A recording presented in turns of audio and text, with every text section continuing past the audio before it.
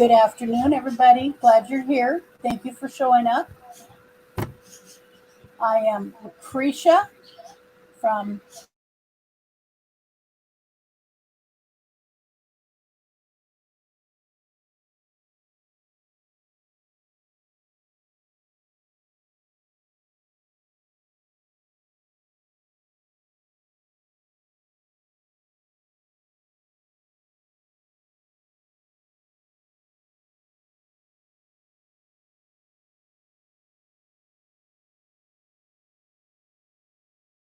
It says my mic is muted.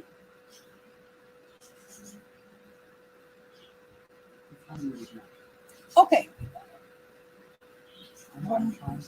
My mic was muted apparently. So welcome again, Lucretia, from the new channel name, same channel, different name, LOL Life of Lucretia. But if you haven't noticed, we removed LOL. LOL was confusing to some people, and that we don't want to do, because you know what, life is confusing enough. So I am going to try something new as I go through and kind of chat with everybody to start with before we get into the topic. Oh goodness, the topic, stress. You all don't feel stressed ever, do you? Now, tell me if you can hear this music. I just want to kind of low in the background for now. This is StreamYard that I have an account with. To my love, by the way. Very loud. Is that better? Is that any better? No, that's really interesting. Kaylee, does it seem too loud? It's too loud for you to talk. Too loud to talk over still? All right, we will not do that. That will be a bye-bye. That's part of this learning how to kind of add things and do things, change things, is just kind of hit and miss. And it's cool that we just have a couple people in here right now that I can do that with. So thank you so much. Let's start at the top. Let's say hello to Kaylee. Thank you for coming, Kaylee. Scared of Heaven for Patty Cake. Yes. So I think y'all know we lost Patty Cake on Friday. We made a decision to have her euthanized. It was a traumatic decision. I'm sure many of you have had to do that in the past yourselves. And I have several little boxes. My Rottweiler, Haley May Lake, got her box. Hers is a little bigger. And I have 3 little kitten boxes, for cats. Other animals are buried here on this property. It's like I have I'm going to have a traveling pet cemetery when I go on the road. And I just love my animals. The deal is, the bottom line is, me and animals get along better for the most part than most humans. I love my animals. They're the ones that are always there with us. As I think everybody knows, animals are there with us despite what we look like, what we smell like, what we sound like. And well, he's going to fix the mic. Apparently, Mike's got a problem. So I love animals. Patty Cake was a catastrophic loss. I had her for 4 years, so I'm not sure why. My little sister and I discussed my little sister and I discussed it, and we're wondering if it isn't because of our age. As we get older and we've had losses, we've lost our parents, we've lost 2 siblings, we've lost a nephew, we've lost, of course, our aunts and grandmas, and so it means so much. Loss means so much, especially when it feels like, wow, losing everything. And that's just not the case. It's just not the case. We're not losing everything. So that might be one of the reasons. So it made me start thinking about loss. But Let me say hi as we go through here. So the stairway, Alex, my son Alex, did the stairway. He did that thumbnail particularly. Um, if tears could build a stairway of memories, a lane, I'd walk right up to heaven and bring you home again. 100% absolutely true. So I'll tell you some solace.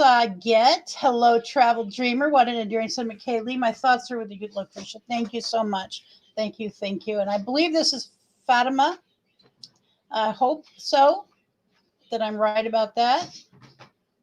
And nice to see you. Diane Phoenix, thank you so much for stopping by. I appreciate it.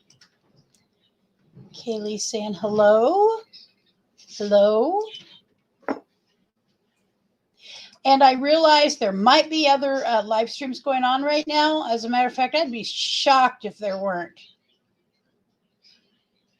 All right. So, too loud to talk over. Okay. Yep. Just experimenting, checking things out. We've got Exploring Canada. Thank you for coming. And I appreciate it very much. Hi, Dad. It appears Hubby Richard is on. Hello, Hubby Richard. This has been very difficult for him too. He was the one getting up at night. She would get up at about three times a night, kind of like a baby, that needed taken care of. She'd need to go to the bathroom, and Richard was the one able to get up out of bed quickly because she slept in between us. And she had pottied on our bed a few times. A dog that was normally like really, never went to the bathroom in the house was not able to maintain. And apparently my nephew and Richard are the ones who took Patty to be euthanized. And she had to be weighed, of course, for the medication amount. And poor William, he's carrying her over there to get weighed, and she had a bowel movement in his hand. She was at that point. There was no reason, no logical, social, or moral reason to force her to stay on this earth. And I cry every day. I cry every day about it. But you know what? I would have cried a whole lot more if we'd allowed her to suffer. And so I've always been that pet owner who wouldn't allow my animals to suffer. So hello to my sister Priscilla. Thank you for coming by. We originally had this planned for 4:00 today. And in the middle of the night, my son remembered or recognized or discovered that it is Super Bowl Sunday. And that's probably a bad day to have it at 4:00. Although I don't know how many people that I know are watching. Charm Heart, hello to you. Thank you for coming. And if y'all don't mind sharing this out on your own social stream, that would be wonderful. Wonderful. All right. So I'm going to just start talking a little bit about the topic of stress. And I'm saying I picked stress today because, well, first of all, there's been a lot of stress this week. There's been a lot of stress this week. I've known early from since last week, the last couple of weeks, Richard and I knew that Patty was coming to the end. Our son was like, let's get her a wheelchair. He even bought her a brace that went up her little back legs and came up and attached somehow behind her neck. It didn't work out. It didn't work out. And that didn't address the other issue. We believe she had cancer. She was losing weight pretty quickly. And so then he's like, well, how about a wheelchair? We'll get her a wheelchair, the little back legs, and we'll be able to go. But she is old. She's 20. I mean, maybe older than I've said. We talked to the owner again, the original owner of her. We know quite well. And he said she was a couple years old when she came to live with him when he was a little boy of about between 4 and 5 years old, somewhere around there. And he's 24, 25 years old now. So she's an old dog. She was an old dog. So you're watching the Super Bowl. Do you have a favorite? Because I don't think you follow football. The only football I follow are the Oregon Ducks.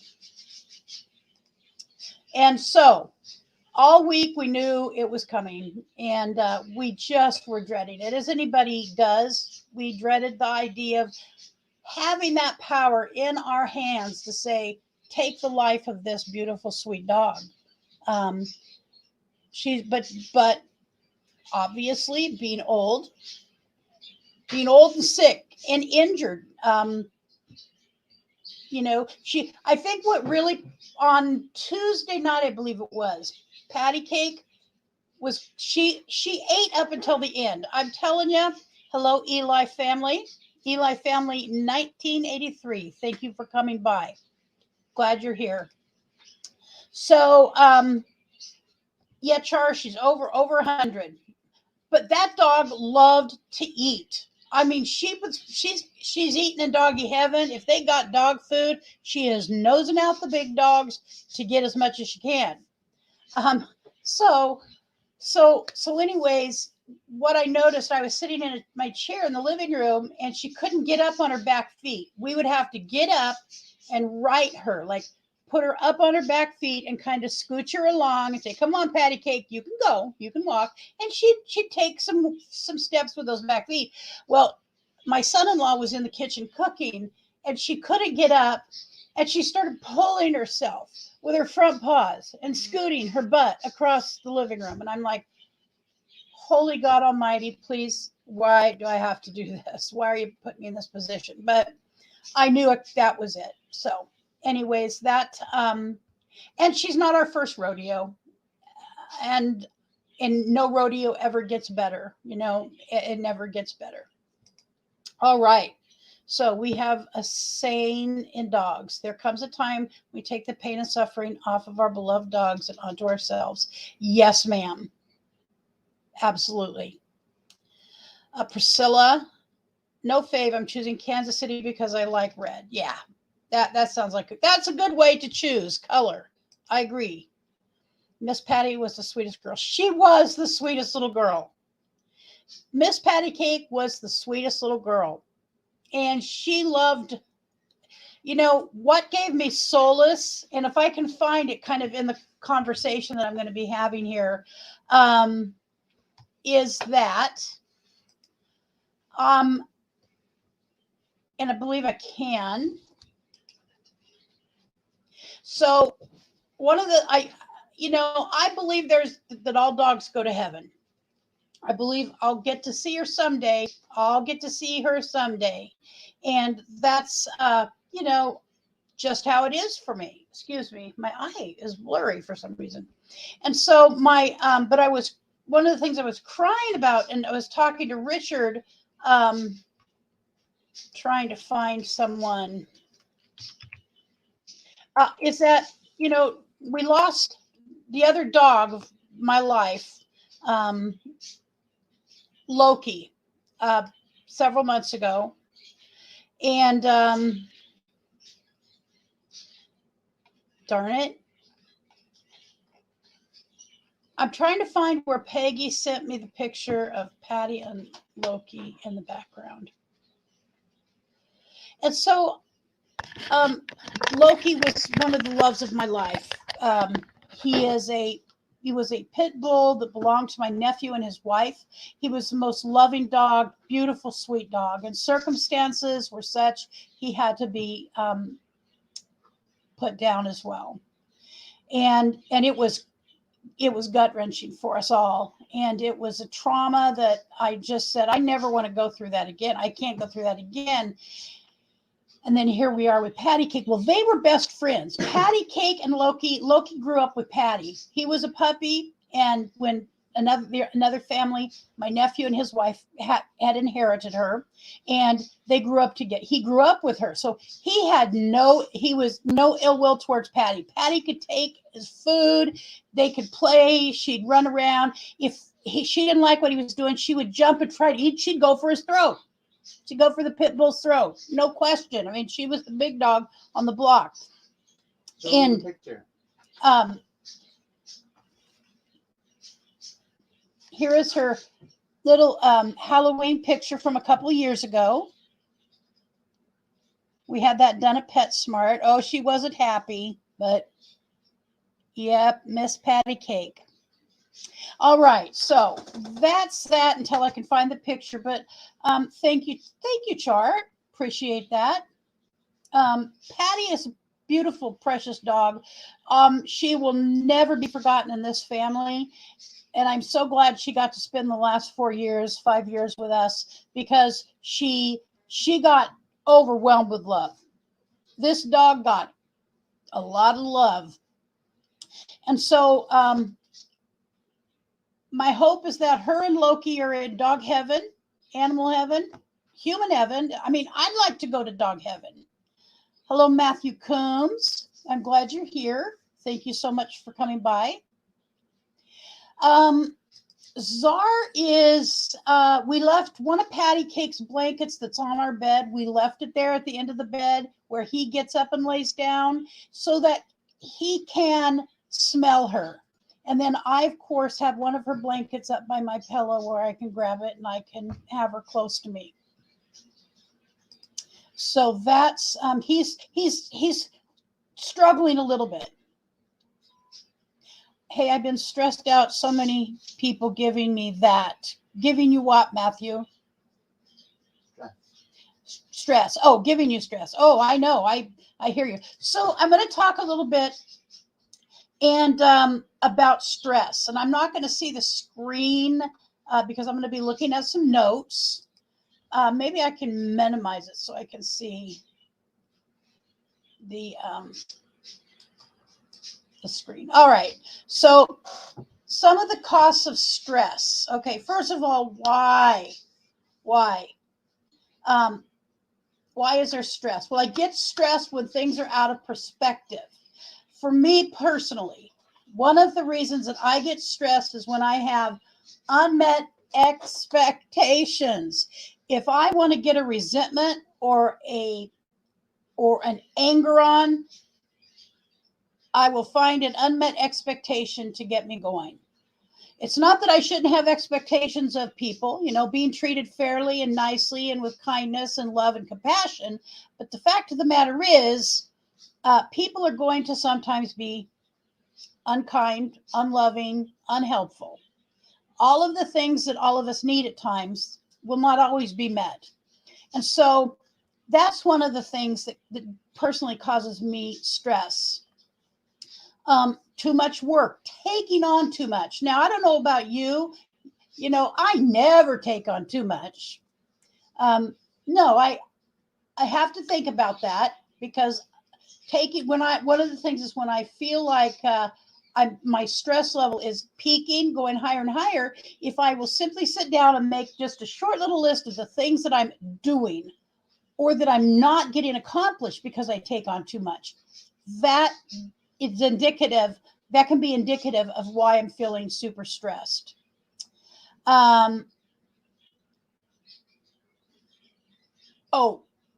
Projecting, thinking too far ahead. Really, I had to tell somebody the other day, you're right here today. Forget about next week. Let's not think about that yet. Let's look at what's going on today and maybe put some steps in place, some things to do to get to next week that need to be in place instead of just sitting here ruminating. So ruminating about what's to come or things that aren't going my way. And by the way, I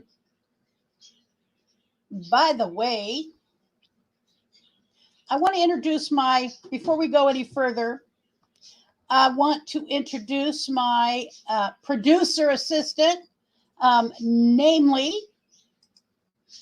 Alex. He's sitting off here to my left, and he is helping me with the changes that we're doing. We're kind of playing with colors still. I really like the salmon and pink, but there's just going to be some color things going on. We're having a conversation, if you will, about borders. One likes borders. Here. One is not a big border person. Yeah, I'm not a big border person for thumbnails. Okay. So you want to say a little bit about yourself? Say hi to the group and say a little about yourself. Hello, I'm Alex. I'm a YouTuber, TikToker. I'm also the child of Lucretia. And I'm going to be helping her with her channel to expand it and improve. So, because I really think she has the ability to go far with her channel. She just needs a little help, and that's where I come in. Yeah. So I'll be here helping. All right. Well, I appreciate it. And he really does he has some excellent ideas. He's the one who taught me. So one of the things he taught me was about, what is it that changed the money piece of this? CPM. So CPM. Before I came, her CPM was 4 cents per 1,000 views. 4 cents. So that's not a lot, as you all probably know.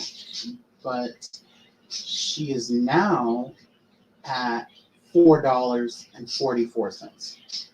So I single-handedly raised her CPM $4.40. Yeah. Which is insane.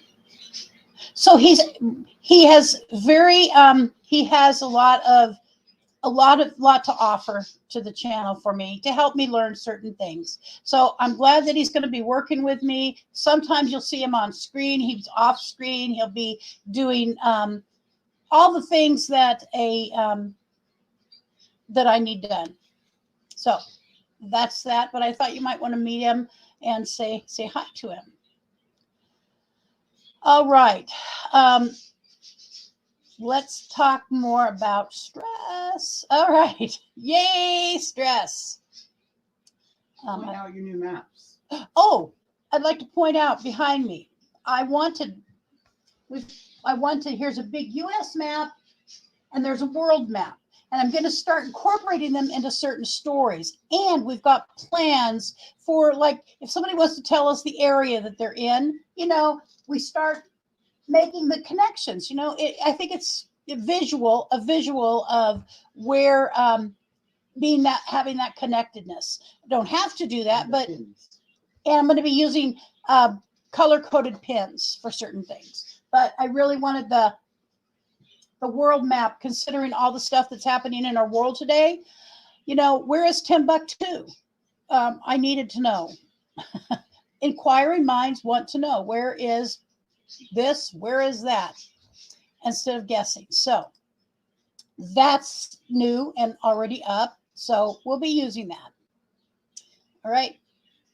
Back to stress. Okay. So those are some of the reasons. Those are some of the whys. So I'm going to talk a little bit about what are some of the things that cause stress. And we all know what causes stress for you may not cause stress for me.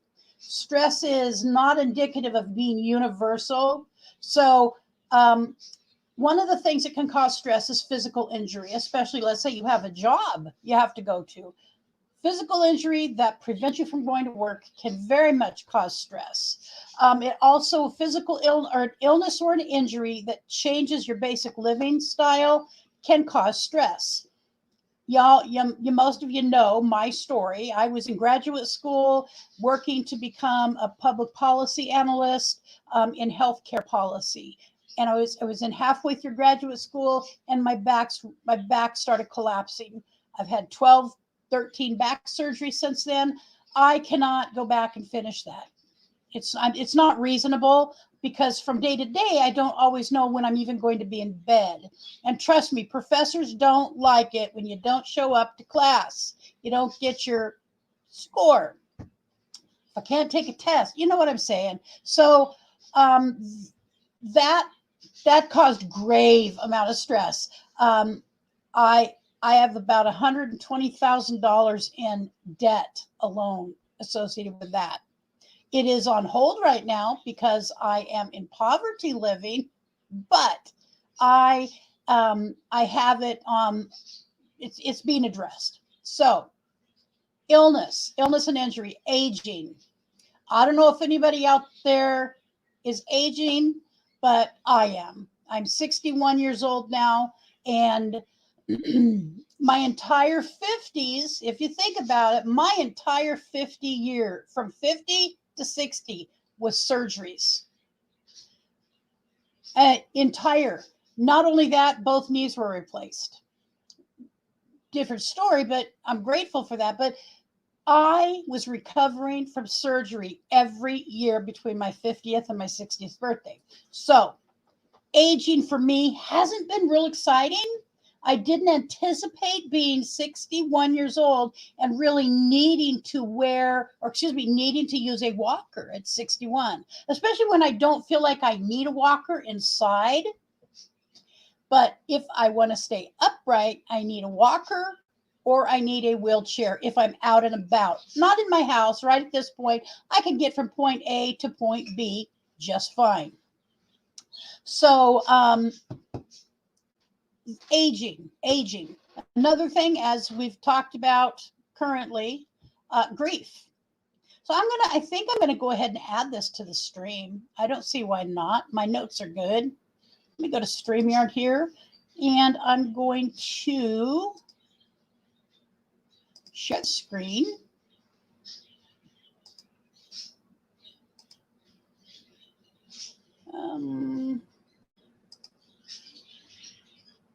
Is it that one? Oh, no. There we go. Sure. All right. So here we go. Agent grief. So grief. I just want to go to my StreamYard and make sure I'm on there. All right. So grief.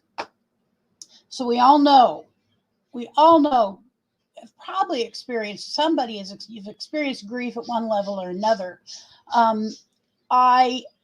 As I said, I've lost both parents. I've lost two sisters, a nephew who I love very much. I don't think I've lost any friend.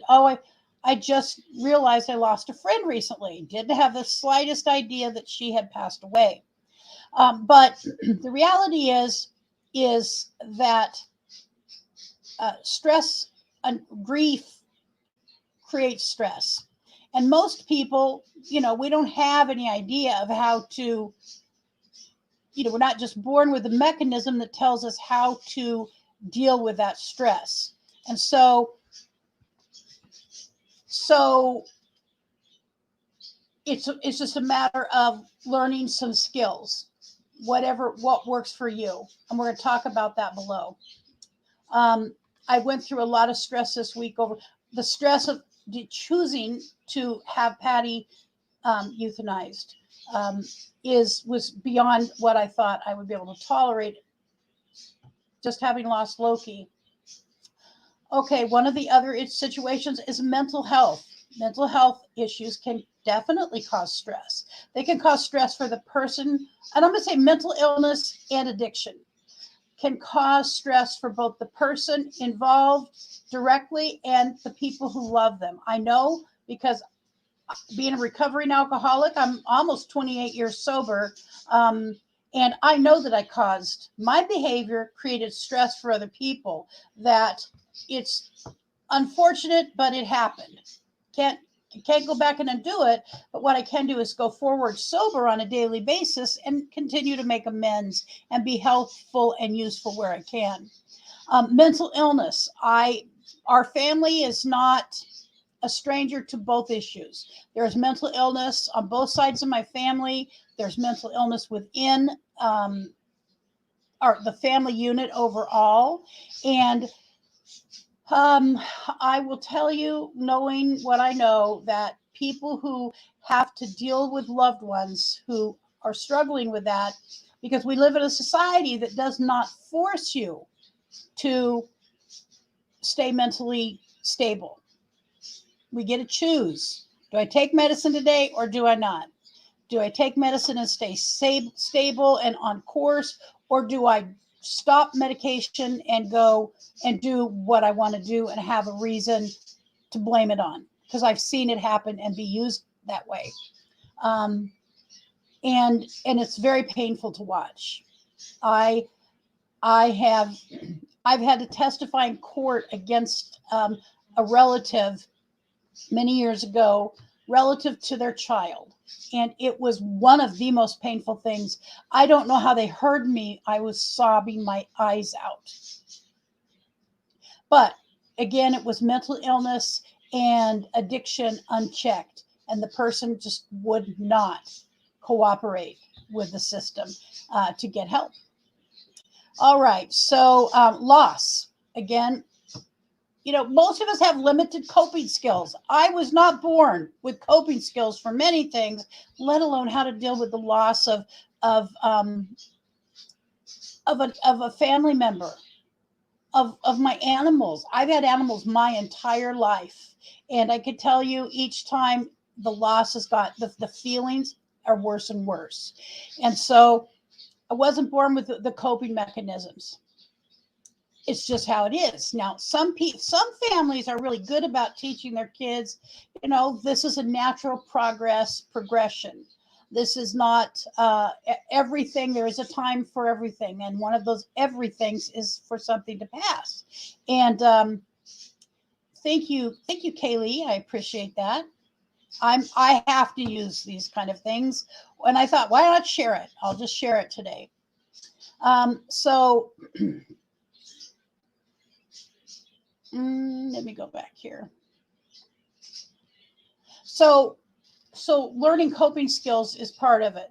Extreme or quick changes like moving, having to make a physical move, especially completely away from what is known. So you take your family, you get a really good job, and it's like, okay, we're moving to the other side of the country. What? Dad, Mom, no, I have friends here. I can see how I was never in that situation. I remember I've moved one time in my life any distance, and it was to Salem, Oregon, which is only about 60 miles north of where I live right now. It's the state capital, and I was there for about 3 years. I went to community college there, Chemeketa Community College, and I was in the substance abuse training program there. And my father and a friend took me up there, and I remember my dad, when my dad left, I felt totally alone. But since I was in recovery, there were other recovering people in Salem, as luck would have it. It also has people who are in recovery, and I found where they hang out, and I went and hung out with them. So that was a coping mechanism. But I remember that first night. It was a very scary feeling. All right, let's see. Matthew.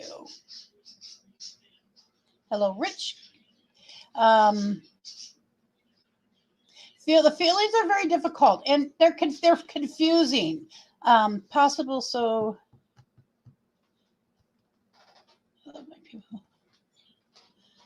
Yes, me too.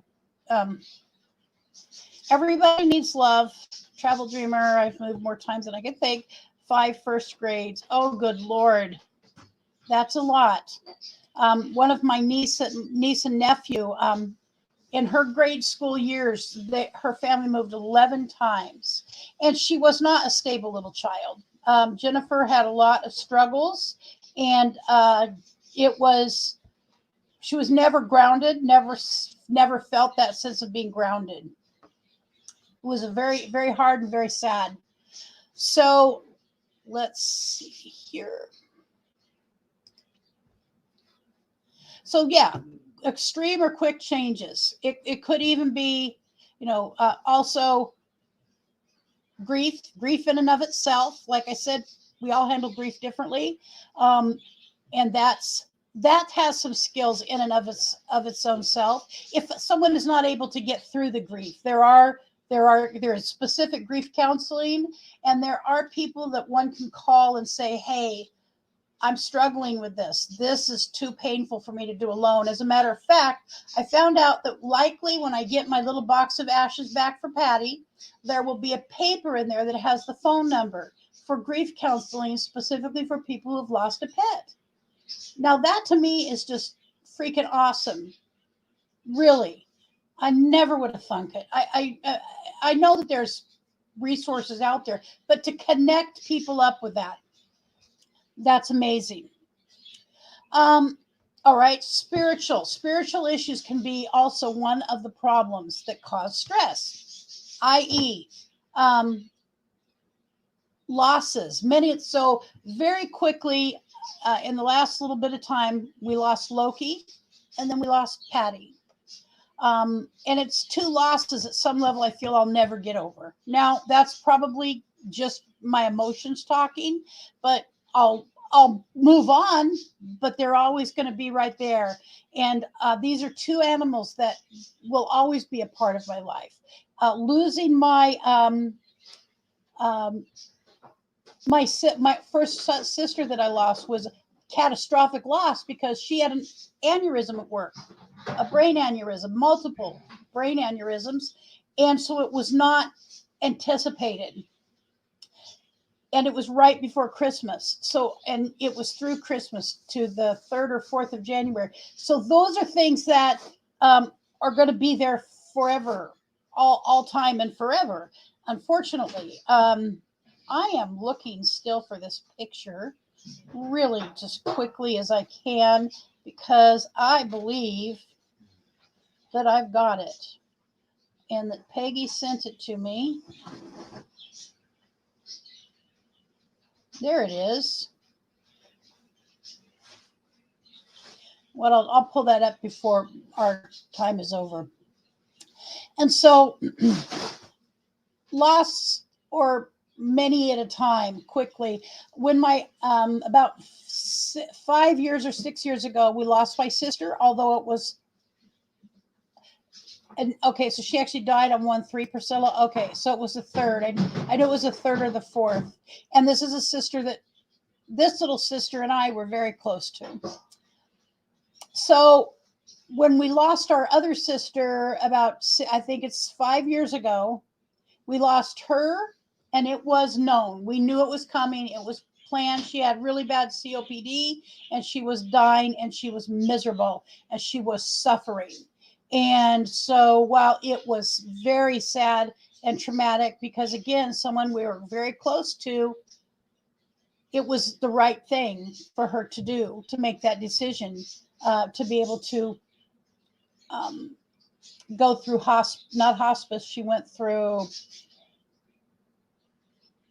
it's not hospice, it's another similar to hospice. So sudden death gives loved ones time to come to grips with the loss. And she and I got to talk about her dying. See, I'm not someone who is afraid of talking about dying. I have mine all planned out, by the way. And my little sister here, Priscilla, 7 years ago. See, time is just flying by. 7 years ago.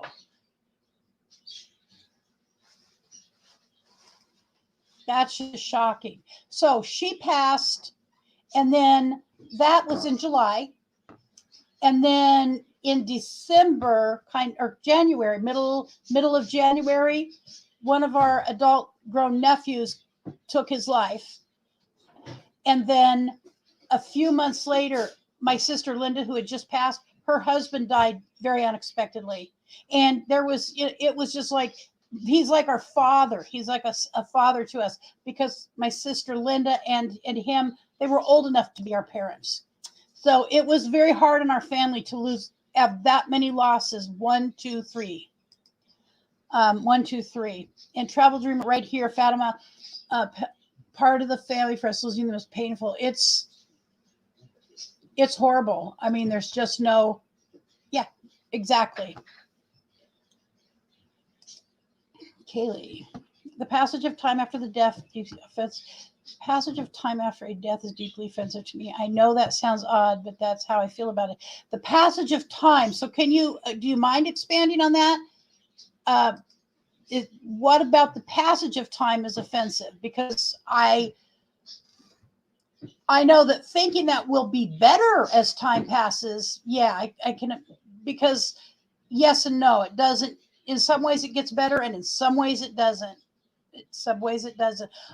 Right after my dog Haley died, and I would say Haley died a good 12 to 15 years ago, my son went out and had a big poster made of her. She was this beautiful Rottweiler, most gentle, calm spirit you could imagine.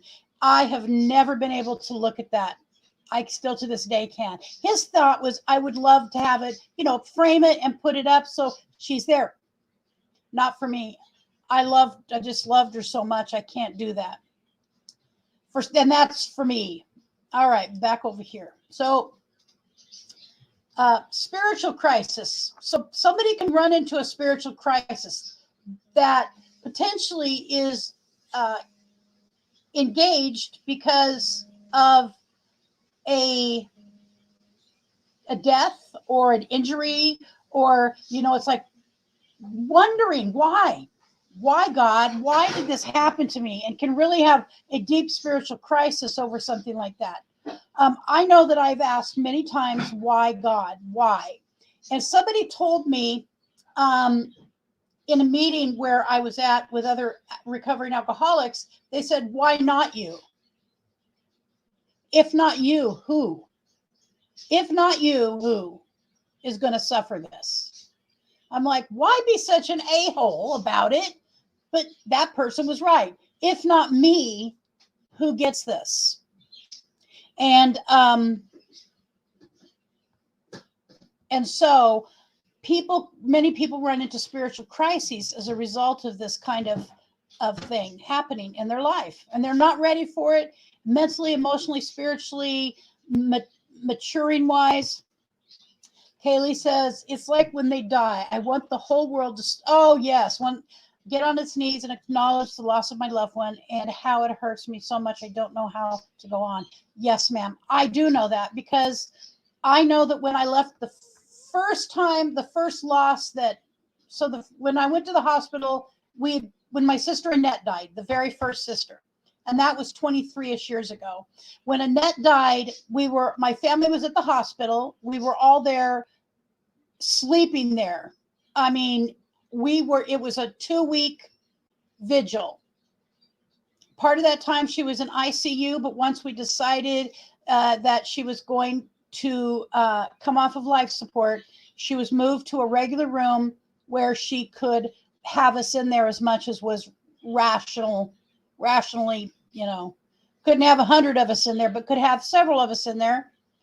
And so when she finally passed, I remember walking out of there, and it was daytime, and everybody was just moving about. And I was like, what? Don't you know? My sister just died. I mean, in my mind, I'm thinking, I've got to get out of here. Or I'm going to lose my mind, because everything is just happening.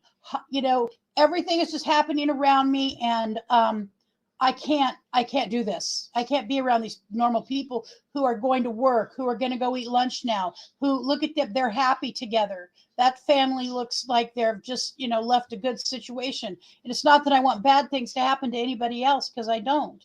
But it is that I'm trying to think of the word. There's this place between here and here, and you're moving back and forth, and it's not a good place to be. Hospice. My sister was on, no, not hospice, darn it. Priscilla, I understand that feeling. I felt it too, especially when the famous person dies and it's all over the news. I felt jealous, and loved ones don't get that too. Yep. Absolutely, Priscilla. That's a very hard one, because the world revolves around many of these people. They had value, and passing is a loss to the fabric of the universe. Everyone, it is. At that point, we're no different. Everybody's the same. In that moment of going, it's as important as the billionaire or the political figure or the movie star. I think it's the passing time caused me in the most pain. Everywhere isn't affected, and I have to go back to what was my usual activity. I wish all the time everything would stop, so I don't. I have to do what I would have to do normally without that person in my life. 100%, yes. One of the things that my little sister and I had to do is kind of take over the parenting of a niece and nephew. They were grown, But my nephew, I count him as my son today. My nephew William is part of my life, just as if he were born to me, and my niece. Um, and there's pain, you know. I want the best for them, just like I want for my own natural born child. But I look at them as my children, and I feel that love for them. And when things are wrong for them, and the loss of their mother, you know, um, my sister loved them the best that she could, and she tried with everything she knew to be, to be their mom. And so the passing of time doesn't really help. It doesn't really help me. All right. So another thing that can, so that spiritual crisis, and that just has to be worked out. I have had a couple of, I have a friend of mine. As a matter of fact, that niece is calling me right now, and I can't take it. And that's fine. She'll understand when I write her a little message. So, spiritual conflicts within relationships, such as I know people who married, so they had very strong religious, not just beliefs, but activities, strongly involved in a church, strongly involved in activities to do with that. And marrying somebody or getting into a relationship with that person who's like anti religion at all. I've seen that happen, and I've seen the stress that it caused. These two people seem to be in love, yet these two very opposing beliefs about spirituality really will be challenging within a relationship setting. And one time I encouraged my friend to just, as long as she could, to hang out and wait and see what developed, get to know that part of the person. Because how do you then go raise children together if one person has this kind of very strong spiritual belief and connection, and this other person it's not at all, or opposing spiritual beliefs? So those are real reasons that can cause depression and anxiety. Um, Grown children making independent changes. I have had more conversation. Now let me go over here and see what I've missed. Let's see here. I've already talked about that. Thing that could stop that things could stop until I stop crying all day, every day, and allow me to let go without forcing me before I'm ready. Wouldn't that be nice? That seems just humane. And that is not how our, sadly, it's not how our society works. It hurts when new movies shows come out, when new gadgets come out, and I think, wow, loved one would have really enjoyed that. I know, I feel guilty that I see these things and they can't. My father is someone who loved new and different things, and he was very scientifically inclined. And so, I think my little sister, especially, and in my older sisters, when they see stuff that our dad would really be interested in or think about, that definitely comes up. It's why all of us experience deep loss, just can't pick up the pieces or get over it. Time doesn't change the hurt. It does not. It does not. Now, it's made it more palatable to me. I can do it better, but it's always there.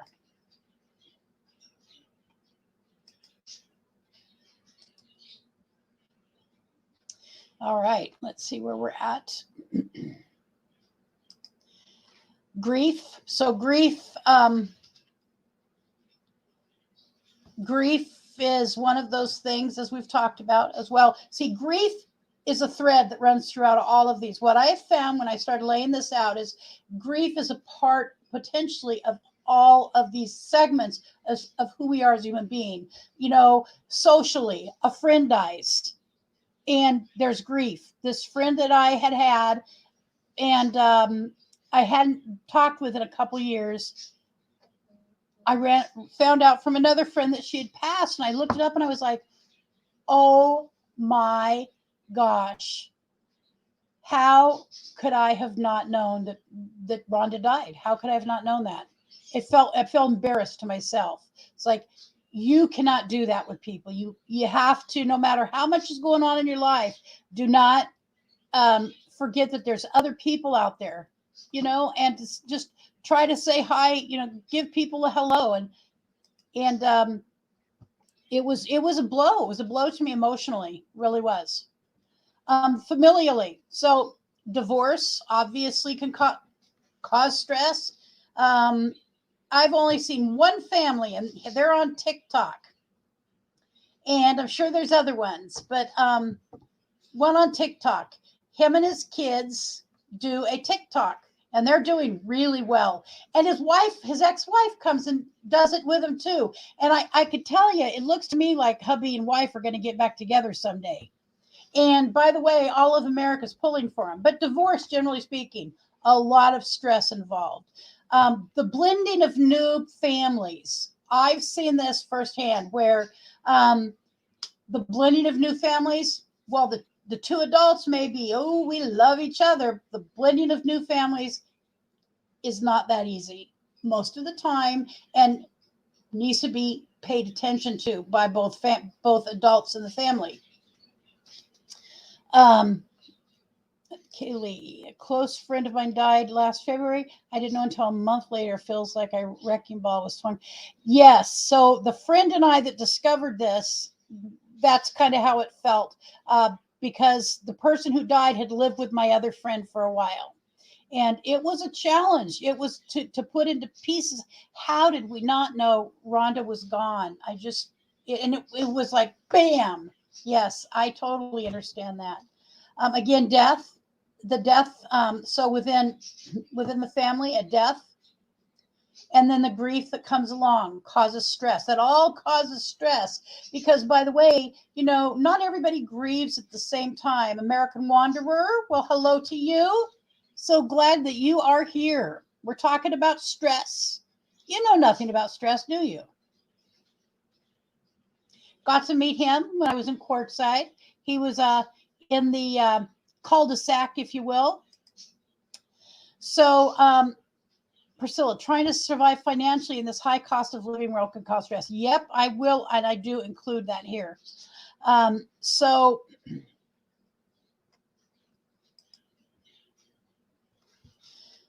unexpected job losses, job changes, children, all the things that come along with kids. Kids cost money. Well, the kids cost money, and today it's a whole lot more than when Alex was a child. Social issues, by the way, could come into play during a divorce. Who gets what friend? Housing. So I know that in my town, Eugene, Oregon, I suspect that the median house income, the median rental price is probably for a one bedroom is $1,200 for a one bedroom. $1,200. That's a lot of money. And it's one of the reasons I think we see generations kind of hanging out together, trying to find a way to cohabitate. Our son and his husband, and Richard and I, all live under the same roof. And I know more than one person doing that. And it's not ideal. It's not ideal. People, I believe, it was intended that kids go on and move on. And just that's the way it generally has been. Anyways, housing. And by the way, if you're in a tight housing market, trying to find one at all. Transportation, the stress of transportation. I don't live on a bus stop. I am disabled. I'm mobility disabled. I have a mobility disability. And I do have a walker, but I'll tell you what, I could not get to. I guess if I pushed it, I could get out to that. But seriously, transportation, the cost of it, and keeping up transportation. Um, Let me go back here a minute.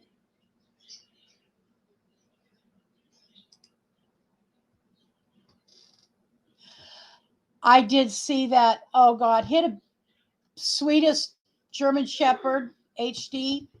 Got to meet him too, and he had was it a spinal condition? Because my beagle patty cake that was in quartzite. She just was put down a few days ago, and she had what I know was a spinal condition, and she got to where she couldn't stand. We would have to right her and move her around. She could take a few steps, but we were hearing from other rooms, Patty down, Patty down. And that meant somebody was riding Patty. And Richard was having to carry her up to the bed or off the bed. And she was having accidents on the bed or on the floor. She was trying to get to the outside. It's nothing she wanted to be doing. But it's been horribly, and I'm so sorry for the loss of HD. He was I could tell. I didn't really get to spend time with him, but he was a beautiful dog.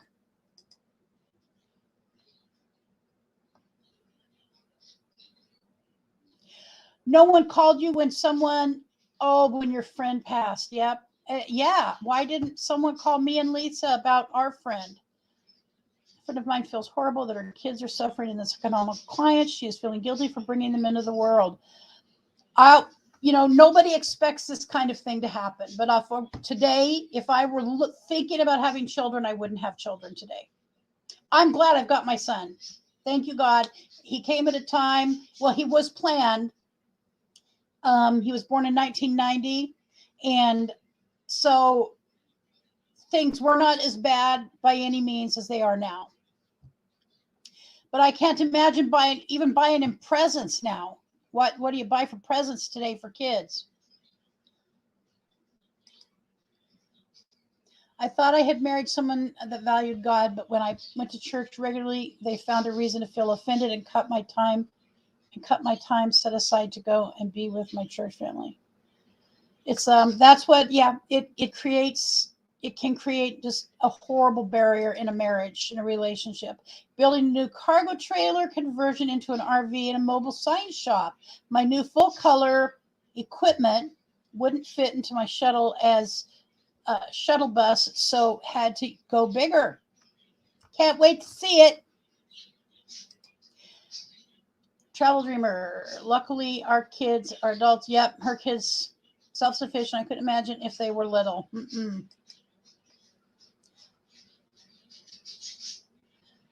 So I learned it is not enough to say you love God in a relationship, just like actions towards that spouse. Yes. See what they do. Jar of Heart, that's not remotely fair. That person knew who you were before marriage. Try to take away from you later is not right. No. Well, sometimes that's a jealousy. People get jealous weirdly about weird things. All right, let me go back over here. We'll get through this because there is hope, by the way. There is some hope. So choices. Okay, so finances, choices, food or utilities. Utilities are getting to work, the gas that it takes. If I were working today, I would try to find I would try to work remotely. I would work remotely. My BFF is working remotely for a company. She has a lot of flexibility and it works really well for her needs. Making a move to better your life. Making a move to better your life. So within the realm of financial, making a move. There's people who have made the decision to sell, all their kids are gone, they're empty nesters, and they sell their big house, they downsize. But that still can be traumatic for the kids because there's not their home to go back to anymore. There's people who feel that way. Or even the person selling, it's the right thing to do, but that's home. This has been my home for the biggest chunk of my life. And so when the day comes when there's always the potential to sell or, do something. I can't even imagine not living here. This is, there's a ton of stuff that need to be done, but to have this as my home base when we travel again, to know that this is where I will come back to, a sense of feeling safe. And again, there can be a lot of grief related to financial issues. Like you just said, a friend and her children. Yes, makes perfect sense to me. Let's see what Char has to say. Yes, they did. I never hid myself in things precious to me. And yes, I'm so glad that business is going well for you.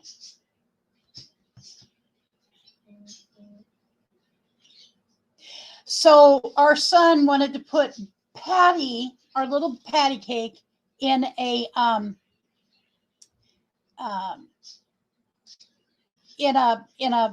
well, first she got a harness, but she really wanted to put Patty cake in a wheelchair with the wheels on the back. Patty, though, being so old, she had to lay down often. And I'm like, okay, so how is that? What is that going to look like? You know, she's up and down. So you put the wheels on her for 2 minutes and then you take them off and then you put them on and you take them off. And it was really confused. I didn't think it would work for Patty. I'm looking for something here.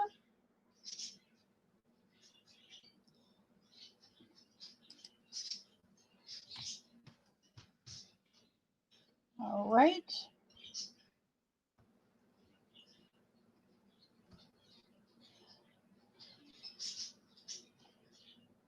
Let's see. Don't leave me. I promise I'll be. Uh-oh.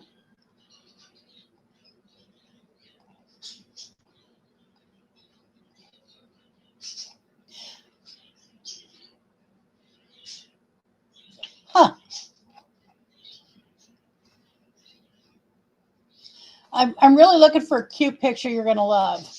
And I've just got one more place to look.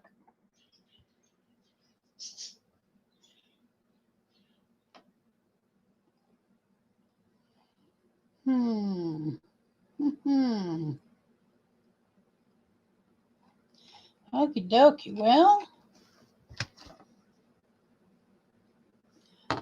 we'll just move on. I can't find it right now. All right. So grief. So there is hope. All right. So I don't want to ever share something where there's no hope. What's the point in that? What's the point in that? That doesn't seem fair to y'all. Let me look and see before I move on to that. That's hard when you a walker without the strength to tote it. Yeah, I've had to take my walker out of my car, and it's right now it's not too bad, but good. I would love to see that. Sure, hate those catch-22 situations. I know how to do repairs around my house, but I've got stenosis of spine that makes most chores impossible. Yes, ma'am. All I could say is I totally understand that. Spinal stenosis. So I do go to the Mayo Clinic in Cleveland. When I look for medical information, so much of this was taken from the Mayo Clinic information, and I'm going to put a link down below. So let's talk about the hope, because without hope, this stuff is overwhelming. This is what can create when you feel no hope. A person, most from what I've experienced in life and watched other people experience, that felt no hope, and where that took them is why I always find a way to find the hope. So what I found from the Mayo Clinic is there are some things we can do, and these are common sense. I think most of us know. Getting active. So it also talks yoga down here. There is yoga that you can do from a chair, and there is a exercise program that if you can't get on the floor, which, by the way, I keep saying this, I'm going to practice getting on and off the floor, because one of the things that is indicative of potential longer life is being able to get up off the floor. And I know why it is. I get it, because If you end up on the floor in a life and death situation and there is nobody there and it's you, can you get up and move yourself? If you can't do that, at least having a way to move yourself away from a bad situation. So getting active as much as possible. We're getting some better weather. It will last for about 15 minutes. And then there'll be bad weather. And then we'll get 15 more minutes of good weather. But we do plan on doing some walking in places that I think y'all will like to see. And that we like to walk and that encourage us. Like, I love walking by the river. Right through town, we have a river, the Willamette River. It is not pronounced the Willamette, as many people think. It's called the Willamette River. Okay, so getting active, whatever that means for you, different for somebody else. Eating a healthy diet. So what is a healthy diet? Here's the deal for me. I'm a carbohydrate addict. There is nothing I like more than a luscious piece of homemade fresh bread with butter on it. Honest to God, I could eat 10 pieces of that a day. A day. Nothing to strive for, by the way. And I've lost, since August, I have lost about 30 pounds, almost on the nose. So I've done that. One of the ways I've done that is by, I'm not forcing carbs out of my life, by the way. I can't think like that. I'm an alcoholic addict human being.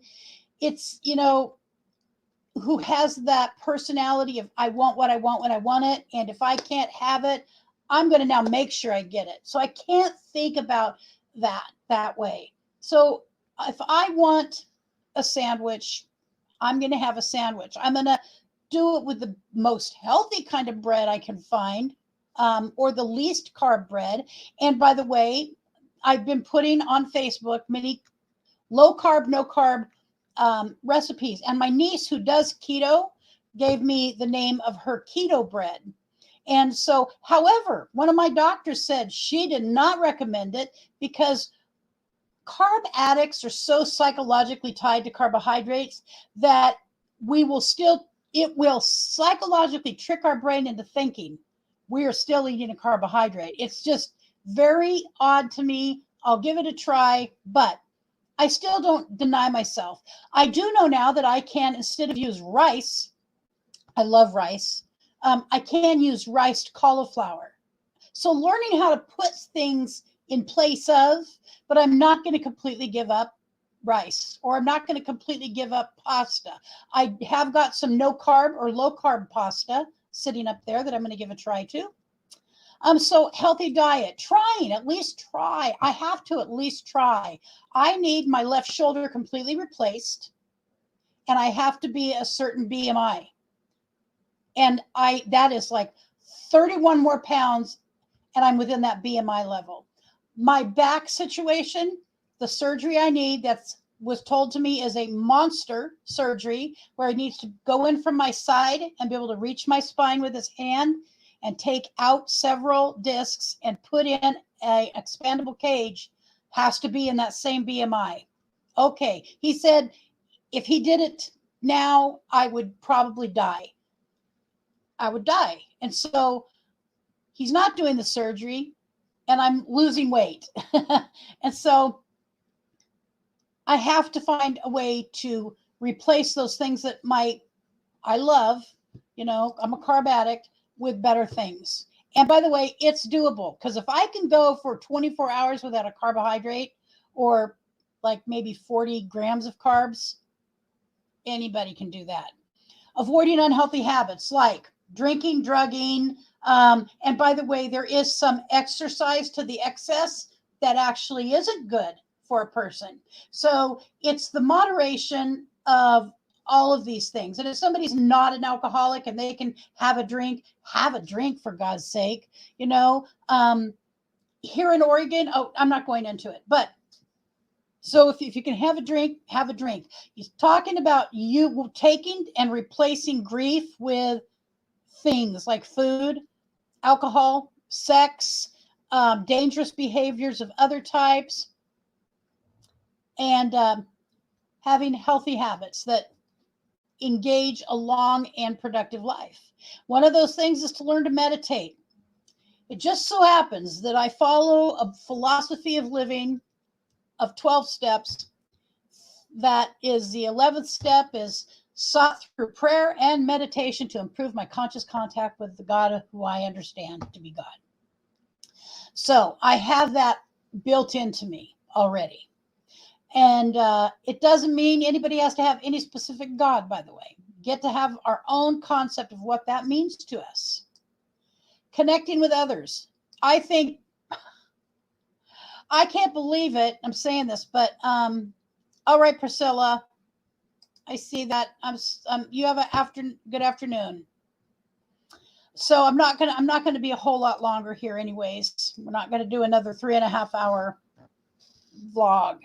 So connecting with others, whether it be here, there is a group that I belong to, and I can connect with them specifically online or in person, to do with my recovery from alcoholism. And that's a cool thing today, that I can make that connection. I can call my sister. I can, text somebody. What I have to do is, when I'm feeling in crisis, it's good if I have a listed number of things that I can do, like this right here, a list of things I can do. And because I forget in crisis, like I get anxious. I don't know about you, but things get all kind of, they run together. So it's good for me if I have a list. Asserting yourself. So if, let's say, asserting myself, we'll say, let's say Richard, what could Richard say that I need to assert myself? Many things, but no, let's say on the job. Let's go back to on the job. So, I've worked at a job for, this is a real life event. So I worked as a realtor, a buyer's agent for an agency. My job was to help you find the house of your dreams. And I love doing that because, number one, I'm a people pleaser at a certain level. I like people to be happy. I really enjoy seeing, the look on someone's face when, they're happy or they've gotten what they want, what they need, had their need met. And so I was very good at that. I sold 18 houses in 9 months. I was closing in the middle of winter, which nobody else was. And so anyway, I was a buyer's agent. I had a base salary of, I think it was like $1,500 or $1,750. I think it was $1,750 a month. And then every house I sold, $50 for the first one, $250 for the second one, $500 for the third and above. Now, that turned into a lot of money one month. And my boss, who was a lunatic, she was not happy. She said, Lucretia, you're a buyer's agent. I said, you told me I could help sell. I could sell a certain amount of houses too. Okay. And so I'm within my contract. I wasn't going to let her try to make me feel bad because she was going to be out some money. But I asserted myself respectfully and within the confines of what I knew to be true. And I said, and by the way, your husband, who is your co-owner, knew I was doing this, and this house. So I asserted myself. And by the way, medically speaking, if I don't feel I'm being treated, so one time I was at a kind of like a free clinic, and it was run. Our major hospital here is run by the Catholics. It's called Peace Health, but I think it's Sisters of Joseph or something like that. Long relationship with Eugene, all over the place here. And I was at a free clinic many years ago, and this nun, she was a nun, weighed me, and she she goes, oh my, you don't want to gain any weight. And I said, I could not help it. I looked at her and I said, really? I don't want to get any fatter than this. Are you serious? And so when the doctor came in to see me finally, I told the doctor, I said, what that nun did was completely inappropriate and don't ever let her work with me again. I'm not going to be treated disrespectfully for any reason. I am not going to be talked down to or denigrated in any way. And there's a way to talk to people about any particular given subject that's sensitive. But I laugh about it because the ignorance behind that. And I'm sure she had my best interest at heart, yes. But however, completely inappropriate. All right, so back to this little list. Assert yourself. Don't let yourself be run over. If I need a test, by the way, I tell my doctor I need an MRI. I've done this, this, and this. All right, we're going to get an MRI. This isn't normal, and I know you can get me one. So I've never been told no. I have never been told no. I do know people who walk around it for months and months and months, and by the time they get to the MRI situation, they're in worse condition. Again, yoga, trying yoga. I don't know anybody here who does yoga. If you do, good for you. I do not, but I may try the chair yoga. I do understand that it brings the mind and the body. My understanding is the mind and the body and the spiritual aspect of internally kind of together. And I see that as a good thing. All right. Getting enough sleep. I don't know you, but I am very guilty of not getting enough sleep. And I have a CPAP. I am not using. It's been 3 weeks. I have got to get back on my CPAP. Maybe now that Patty Cake isn't sleeping beside me, and she hated my CPAP. Okay, she hated it. And I hate it. I can't really put the whole thing off onto Miss Patty Cake. But anyways, getting enough sleep. Now, there are people who do well on 4 hours. I can really function well on 5 hours of sleep, 4 to 5. I can go to sleep at 2, 3 o'clock and be up at 7 or 8 o'clock. And I can and function from there. Journaling. And I do understand how journaling, because in the program that I work related to my recovery, writing is a big chunk of that. And I don't have a journal per se anymore, but I used to. And I want to restart that because my friend and I were talking about that just recently, how it helps us keep things in perspective. Okay, so I write it out and I can see things in perspective in a way I can't if I'm just thinking it through on the fly.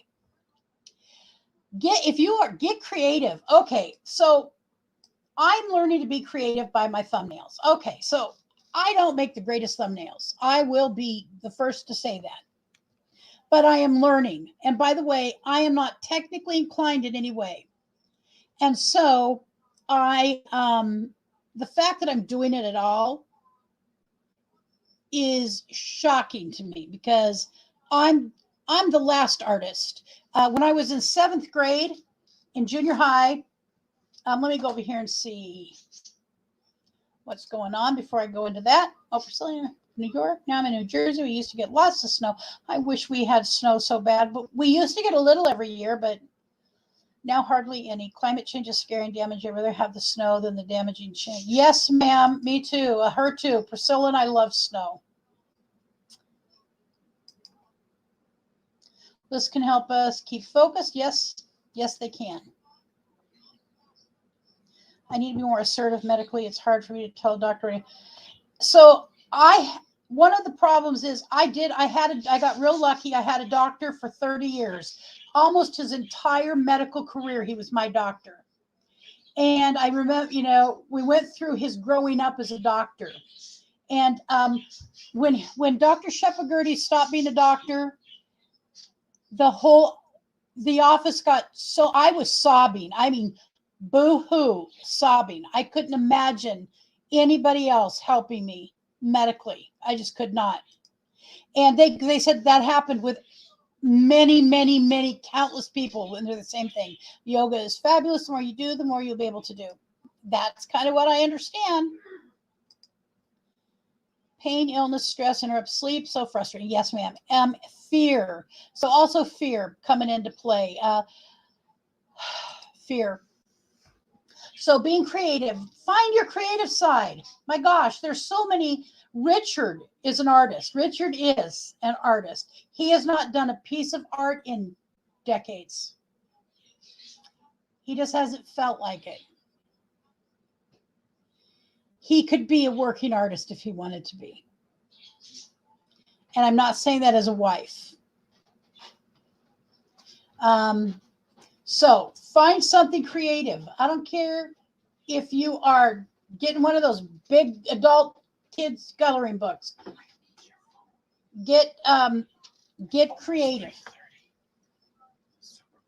Okay, I see the Super Bowl starts in a couple minutes.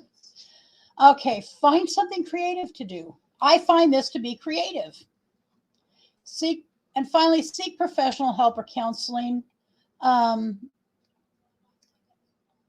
My nephew chose not to, or he couldn't. Something wouldn't allow him to do that. And he made the decision to take his life instead. And I know that Jimmy had to be in a tremendous amount of pain, emotional pain to do it. And all of the people that do that.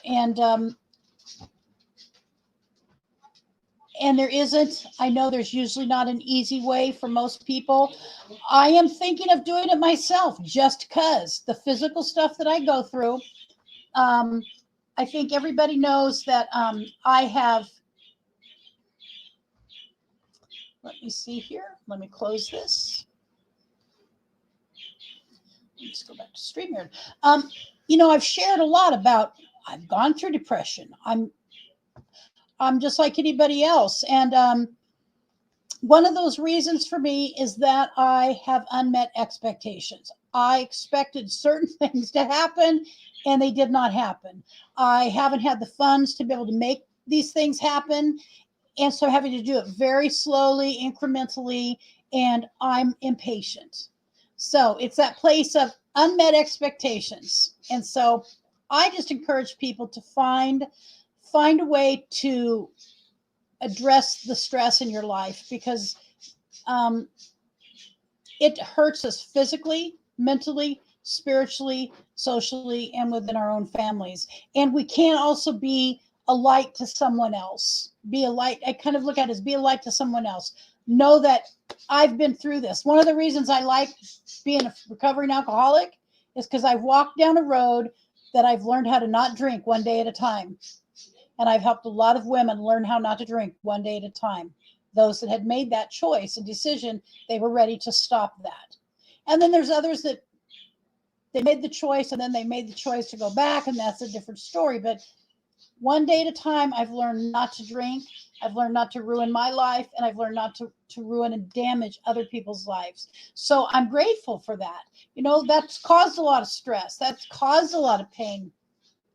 But in the end, it is something that caused more good than bad. I know that's crazy sounding, but it is the way it is. Let me look over here and see if there's anything. I think most folks don't actually want to die. I think they're hurting so bad and can't imagine a way to stop it. I agree with that. And my nephew had my sister and her husband and their granddaughter who lived with them were on their way over for dinner. It was 8 minutes between the last time my sister talked to him and when they found him deceased. 8 minutes. And when they talked to him, he was great. There is a thought that there was a catalyst to that with his girlfriend, live-in girlfriend, but it can't be proved. And it's been looked at by police and blah, blah, blah. So in the end, Jimmy made a decision. No matter how angry he was, there was help. All right, guys. Well, we've been on here about an hour and a half. And again, I didn't mean to do that long of one, but it took long. It took a long time to talk about this. Does anybody else have any input? Anything that I haven't covered as an option, as a way out, as a tool? Is there a tool that you use that somebody else might find helpful? I'll also list the phone number for the suicide prevention, of course. Um, stress does not always lead to suicide, but it can, and we want to make sure that um, it's covered. In case anybody. Thank you so much, Kaylee. Well, I've been under a lot of stress lately, and talk about what you know. Talk about what you know. I'm stressed because I'm trying to decide if I'm going to leave my hair long or if I'm going to go back to not quite as short as it was, but shorter. There's a lot of hair here, to take care of. And I get to this point and I go, it's not worth it. It's not worth it. It looks nice for a little while, but it takes something to get here. It takes something to get here.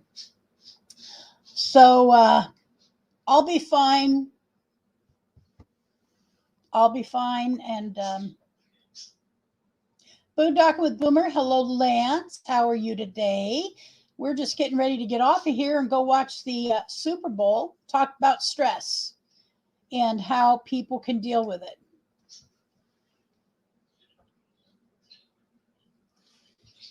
A funny blonde joke?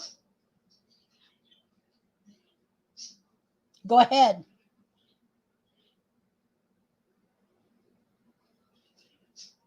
Yep, we're finishing up and moving on.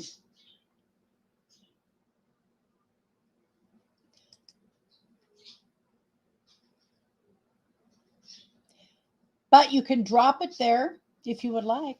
I love blonde jokes because I'm also a redhead. I am also a redhead. I am trying to find a picture you guys would love. Why can't I find this picture? So one of my worries was that the little patty cake and Czar, I wanted to make sure patty cake and Czar were together. And I was just crying the other night. And to Richard, and he wanted to know why I was crying, and I told him I was just sad because I wanted to know that Patty, I want Patty and Patty Cake and Loki. Let's see. To be together, I wanted to know. And I was like, God, please show me a sign that Patty Cake and Loki are together. And then a picture from Peggy popped up, and it was a picture of Loki and Patty Cake together. I don't know what faith anybody else follows, but the faith that I follow, the God of my understanding cares about every hair on my head. And that he would let me know that they are together doesn't surprise me. Sorry about your puppy. Did you get my email? I did, and thank you. I believe if you're talking, double check, but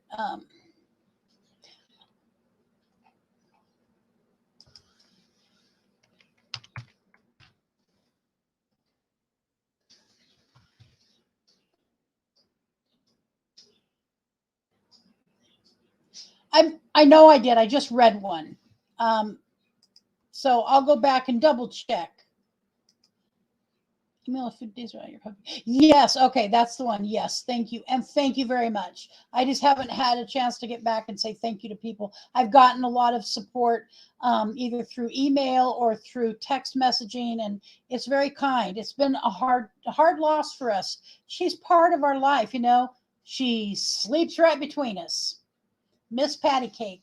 And she's such a big personality. I'm going to probably do a short video tribute to her, and not right now, but in the next short while, because she just made us laugh so hard. So anyways, all right.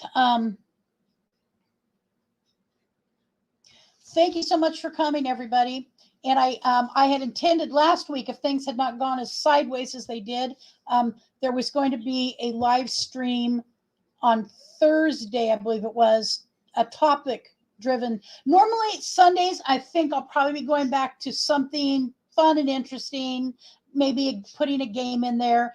And Thursday, do a topic type of live stream.